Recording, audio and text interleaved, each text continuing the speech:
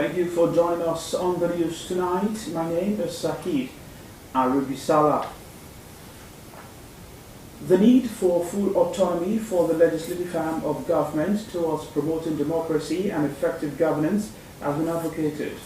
Members of the Ekiti State House of Assembly, accompanied by their Ondo State counterparts, during a tripartite visit to Ondo State Governor Lucky Aiyedatiwa in Akure, called for enhanced collaboration and synergy between the legislative and executive arms of both states. Government House correspondent Wahab Bankole reports that the Ekiti State lawmakers also commiserated with Governor Aiyedatiwa over the demise of his predecessor. Members of the Ekiti State House of Assembly, in company of their colleagues from Ondo State, were at the governor's office in Akure on a visit to Governor Lucky Aiyedatiwa.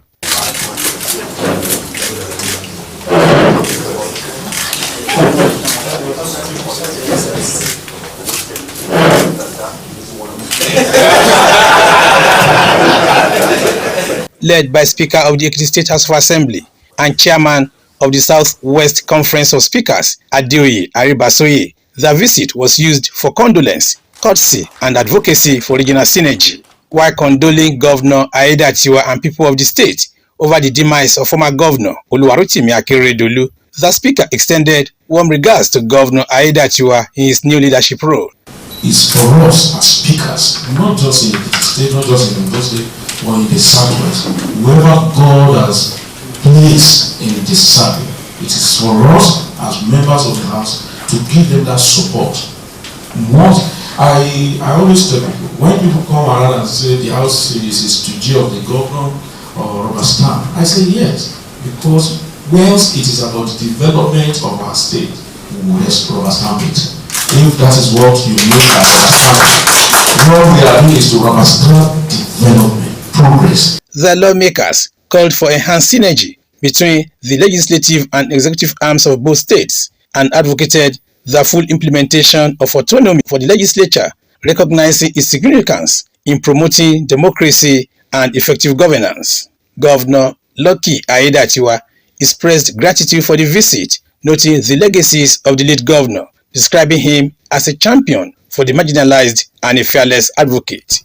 He reassures the delegation that the late governor's vision and initiatives will be sustained. A man who is known to be a courageous activist, even when he was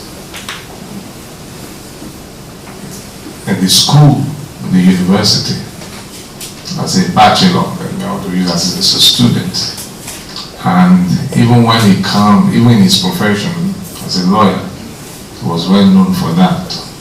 And even in governance, as governor, he carried say into governance. Even among his brother governors, he's known for that. Here in Ondo State, we are enjoying tremendous support from our assembly.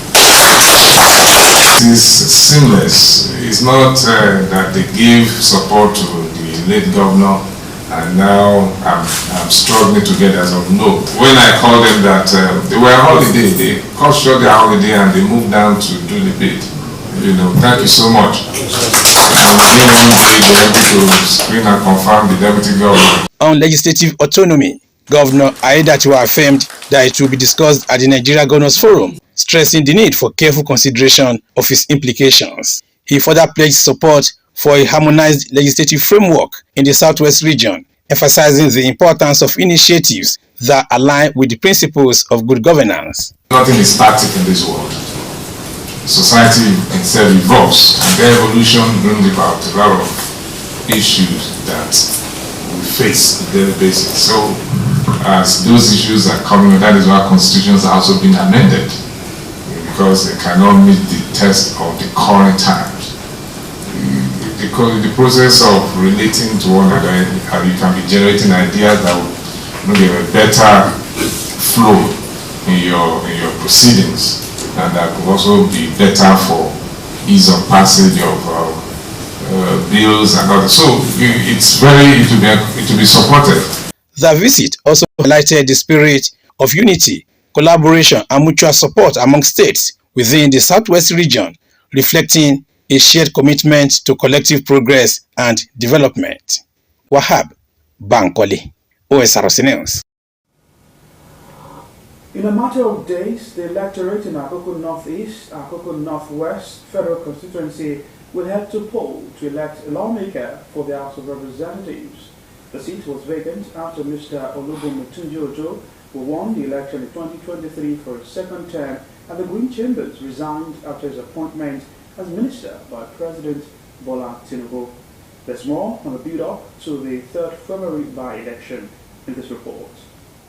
The Akoko Northeast and Akoko Northwest Federal Constituency seat in the House of Representatives became vacant after Mr. Olubumitunji-Ojo, who occupied the position, resigned after his appointment as minister by President Bola Tinubu. Before his resignation, Tunji-Ojo had secured a second term at the Legislative Chamber with victory in the 2023 general election. The race to fill the vacant position has since commenced ahead of the D-Day for a by-election in the constituency. There are so many people who will be interested in contesting for that post, for that position in the House of Representatives, who will not do well after they have secured the victory from the people.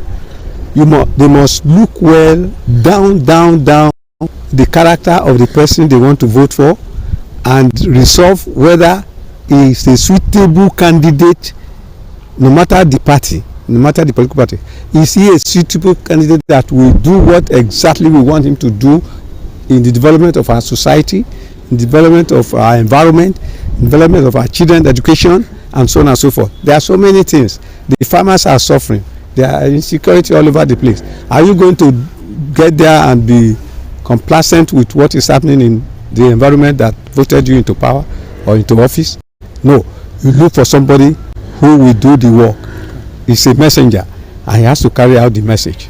The Independent National Electoral Commission, INEC, says over 145,755 registered voters will participate in the Akoko Northeast and Akoko Northwest Federal Constituency by-election slated for February 3rd. According to data from the Electoral Commission, the by-election will be conducted in 23 wards and 329 polling units of the 2 local government areas. A total of 74,564 voters have collected their permanent voters' cards in Akoko Northeast, while 71,191 voters have their PVCs in Akoko Northwest. In this by-election, a total of 8 political parties will contest to secure the majority votes of the electorate.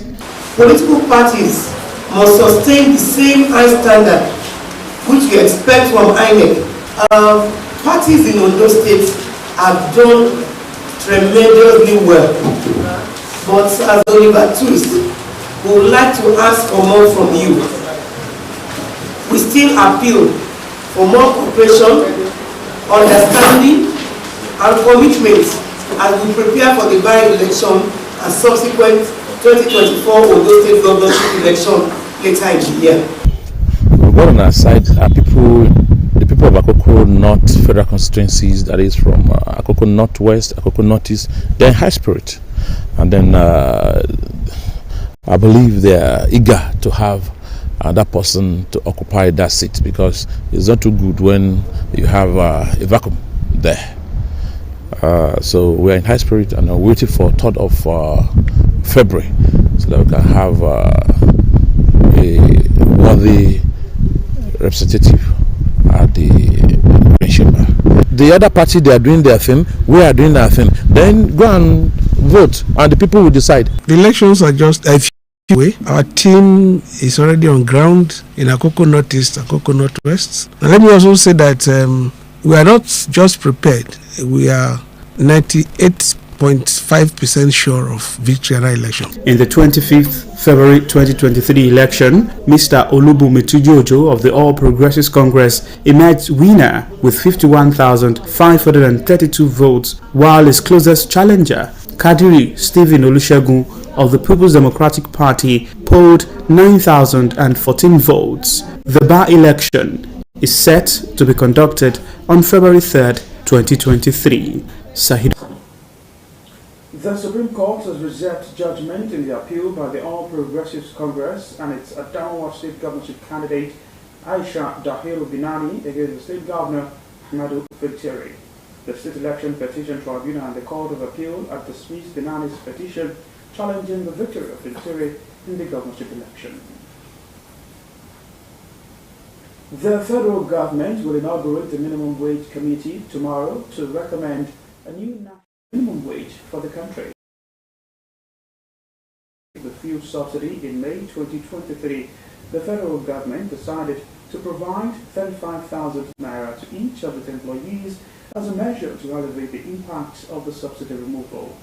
However, organized labor maintained that the 35,000 naira was a provisional solution, emphasizing the need for a review of the minimum wage in 2024. Besides, the current 30,000 naira minimum wage would expire at the end of March 2024.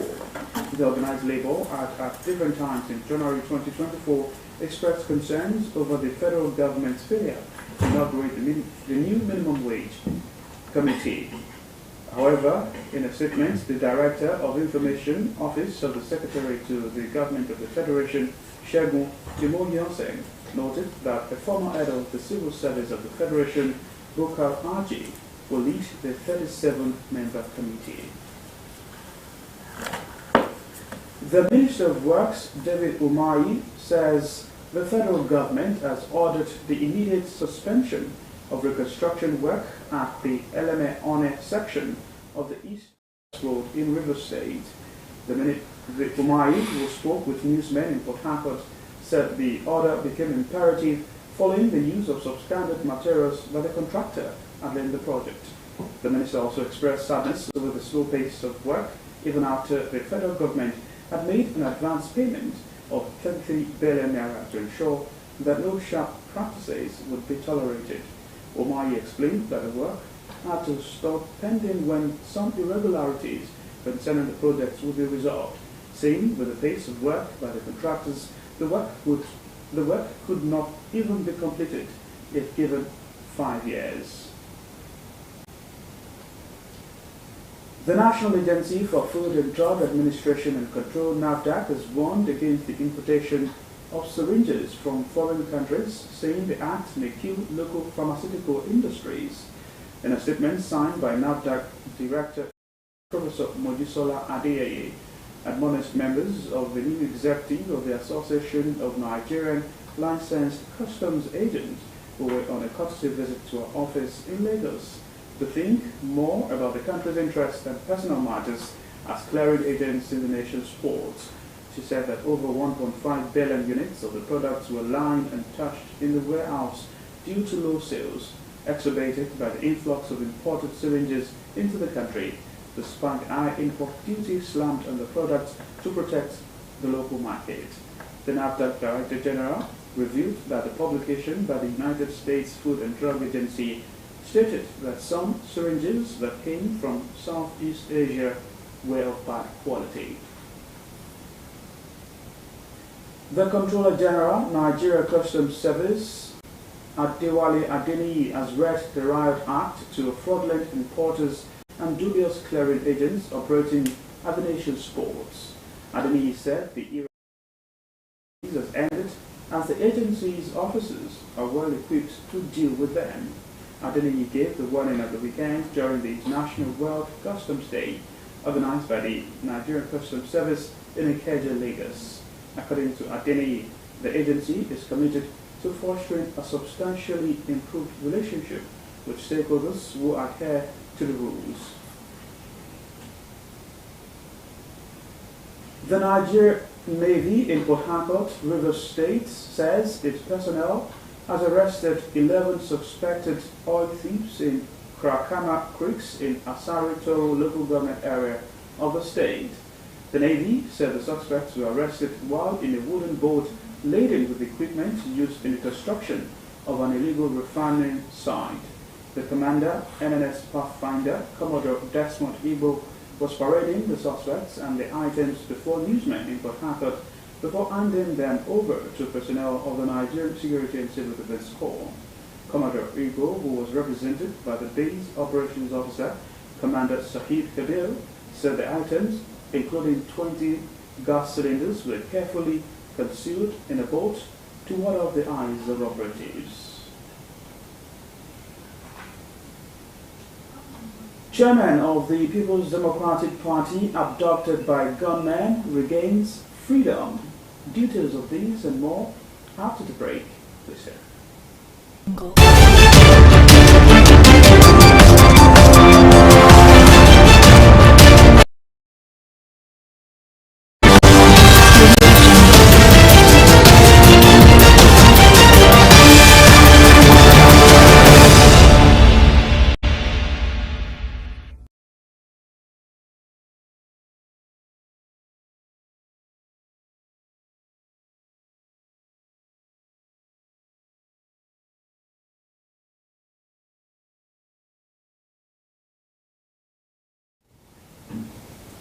Thank you for rejoining us on the news tonight. You can watch us live on our website www.osrc.ng or follow us on Facebook.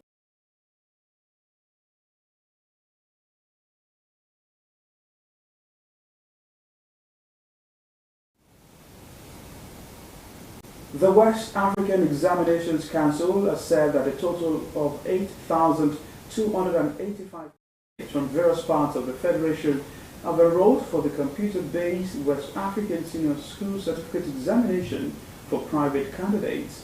The examination is scheduled to commence on Wednesday, January 31 and conclude on Saturday, February 17, 2024. The head of National Office, Dr. Amos Dangote, noted that the initial resistance to the initiative only served as an inspiration for the Council to forge ahead on its course to conduct the computer-based examination. Dangote, who assured candidates of a eat-free exercise at city centers where the examination would be hosted across the nation, were inspected with checklists and equipped with servers. He said trial tests were conducted and a free mock examination was also conducted for registered candidates on the 23rd and 24th of January 2024 without any challenges. He said the Council is encouraged by the acceptance of this innovation as evidenced by the number of entries received so far. The Nigerian Bar Association section on public interest and development law has urged the court to sack the Minister of Arts, Culture and Creative Economy, Annatu Musawa, from office for allegedly violating the National Youth Service Corps Act. To ask the court to compel the NYC to nullify the certificates given to Musawa and a music promoter, Kenny Ogungwe, alleging that the issuance of the certificate was contrary to the provisions of the NYC Act. The plaintiffs are the chairman, NBA Speeder, John I. Koko Martins, and Secretary, NBA Speeder Fumi Adeogun. Musawa, Ogungwe, NYC, and the federal government of Nigeria are the first two fourth defendants in the suit. The plaintiffs allege that the mobilization of Musawa and Ogungwe for the mandatory one-year National Youth Service after exceeding 30 years of age was unlawful, illegal, and an affront to patriotism. They also allege that Musawa and Ogungwe's purported national service and the certificates of service purportedly issued by NYC were null and void. University of Medical Sciences, UNIMED, Ondo, is set to roll out total number of 585 graduates from the institution. As Nigeria's premier specialized medical and health sciences tertiary institution, this event marks a significant milestone as the Vice Chancellor of the institution, Professor Adeshegun Fatosi, announced Thursday, February 1st, 2024.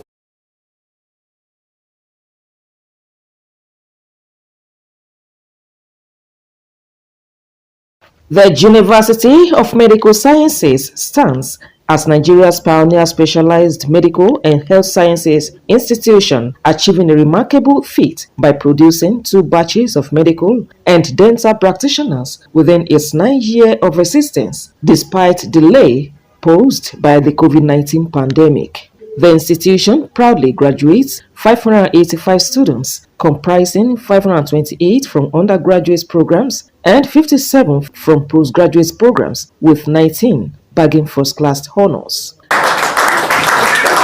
Addressing journalists ahead of the convocation ceremony, Vice-Chancellor Professor Adeshegun Fatuse declared that all 39 courses at the institution are fully accredited by Nigeria's University Commission. He highlighted the addition of new degree and postgraduate courses, revealing that approximately 40 specialist physicians are currently enrolled in PhD programs in various medical and dental fields, while plans are on the way to collaborate with the West Africa College of Surgeons for the implementation of a PhD program in surgical sciences and dental surgery.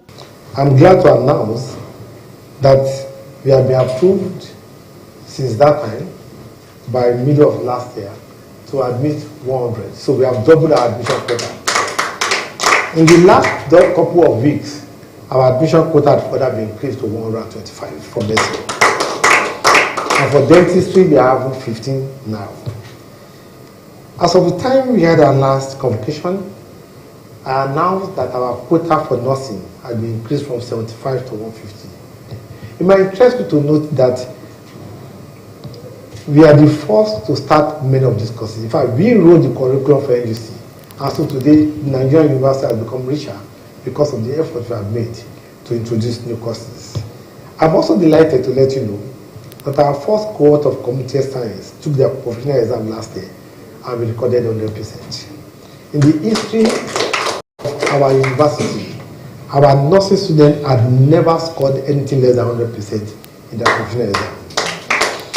Professor Fatuse emphasized the institution's commitment to disability-inclusive education, aiming to enhance access for young people with disabilities, not only in Nigeria, but also across West African nations. We are intentional about our interest in pushing the agenda for advancement of African herbal medicine and integrating African herbal medicine into orthodox medicine. We strongly believe that it is time to put an end to the inexcusable neglect of the huge and untapped potential of our God-given heritage in terms of African medicine. And African medicine holds one of the surest keys to unlocking the door for Nigeria and Africa to make great contributions to drug development globally. That understanding underlies our establishment of the Center for Herbal Medicine and Drug Discovery. Expressing gratitude to past and present administrations in Ondo State for their support, Professor Fatuse attributed the institution's success to robust infrastructure and the availability of learning tools. With this convocation, the University of Medical Sciences achieves a milestone, marking a total of 1,192 graduates since its inception. Omoriola Mbiji, Osrc News. Thousands gathered to call for illegal Israel settlements to be rebuilt in Gaza and for Palestinians to be. The chairman of the Lagos State chapter of the People's Democratic Party, PDP, Philip Ivoji, was abducted by gunmen along the Lagos-Ibadan Expressway as regained his freedom. Ivoji was released 4 days after he was abducted. Ivoji and some other party chieftains were abducted at the Ogera area of the Lagos-Ibadan Expressway while returning from the party stakeholders zonal caucus meeting convened by Oyo State Governor Seyi Makinde in Ibadan. His release was disclosed by the State Publicity Secretary Akim Amode in a short statement issued this morning. The Economic Community of West African States has said that it was ready for a negotiated solution after Burkina Faso, Mali and Niger announced they were quitting the group. In a statement, ECOWAS stated that the three countries are important members of the community and the bloc remains committed to finding a negotiated solution to the political impasse, adding that it had yet to receive any direct formal notification from the countries about their withdrawal. Recall the military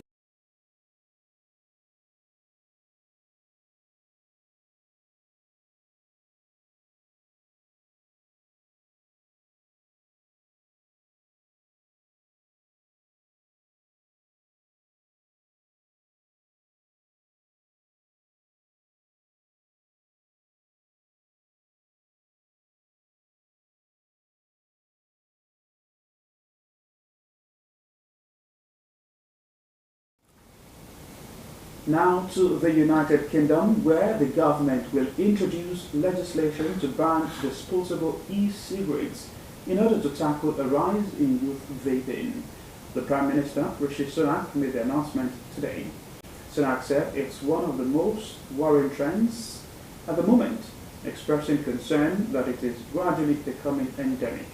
The government cited recent figures showing the proportion of vapers under the age of 18 who use disposables has increased almost ninefold in the last 2 years. Sunak's government also plans to introduce fines for shops in England and Wales that sell vapes illegally to children. More than 25,000 children have now lost one or both parents in Gaza. That's according to a report by the Euro-Mediterranean Human Rights Observatory. Kelly Salatomo has details. The marks on her face remind 16-year-old Bassat of the day her father was killed. 1 minute she was at home with her family, and the next she woke up in the hospital. My parents were very kind to me, thank God. They were both killed. I did not have the chance to say goodbye to my father, but I did to my mother. It's a big shock to me. I am now left with neither of them. Others have lost their spouses, left to provide for their children on their own. My husband had nothing to do with the resistance or even politics. He was killed on his way to try and get some flour to feed our children. They were starving for days. He was everything to us. He was the cornerstone of our life. He was the one who brought a smile to our home and sunshine. We can't imagine how we will go back home without him. 9-year-old worker's home was hit by a missile. My mother was killed and fell on my little brother's lap. He kept screaming, unaware what to do. We both witnessed our mother getting killed. She was the joy of our life. She always hoped the war would end. I miss her too much. I am sad and feel lost without her. Time and time again, Palestinians have said there is nowhere safe in Gaza. I was with my family taking shelter in a UN school. The Israelis destroyed the classroom next to us with a missile. My father, mother, and all my brothers were killed. It is those children who will grow up with the scars of the war, witnessing what no child should have to witness or experience. They will have to live with the trauma and the pain Israel has inflicted on them. Kemi Solojomu, Osrc News. A conference has been held in West Jerusalem calling for the occupation of Gaza once the war is over. At least 27 members of the Israeli government were in attendance. Sunday Crowley has details. Gathered to call for illegal Israel settlements to be rebuilt in Gaza and for Palestinians to be expelled from their homes. Among them, cabinet ministers and coalition lawmakers, including the country's national security minister and ultra-nationalist Itamar Ben-Gvir, who called for settlements not just to be rebuilt in Gaza, but also in the northern occupied West Bank. Mr. Prime Minister Benjamin Netanyahu, I'm addressing you from this stage. It's a shame to wait another 19 years to understand that Gush Katif and northern Samaria must be returned. The responsibility of brave leadership is to make courageous decisions. Netanyahu says it does not intend to maintain a permanent presence in Gaza again, but that would maintain security control for some time. But some of those in his cabinet want more. We are settling our land from width to length, controlling it and fighting terror always, and bringing with God's help security to all of Israel. You know what the answer is. Without settlement, there is no security. Once seen as fringe voices, they are now at the heart of Israel's government. Opposition leader Yair Lapid posting the scathing statement on social media. The settlement conference on Gaza by the Otzma Yehudit party, with many ministers from the Likud party, is a disgrace to Netanyahu and to a party that was once at the center of the national camp and is now trailing helplessly behind the extremists. Palestinians say there is real danger in meetings like this one. In this conference, 12 Israeli ministers participated, including ministers from the Likud party, the party of Mr. Netanyahu. Additionally, 15 members of the Israeli Knesset participated. So it's not a joke. These are the people who are making the policy in Israel. And they were calling for ethnic cleansing of Gaza, complete ethnic cleansing of the people of Gaza. Sunday Kolawole, Osrc News. The federal government is set to inaugurate a 37-man minimum wage committee to recommend a new minimum wage for the federal government. The inauguration is slated for tomorrow in Abuja. That's the news tonight. Thanks for watching. Good evening.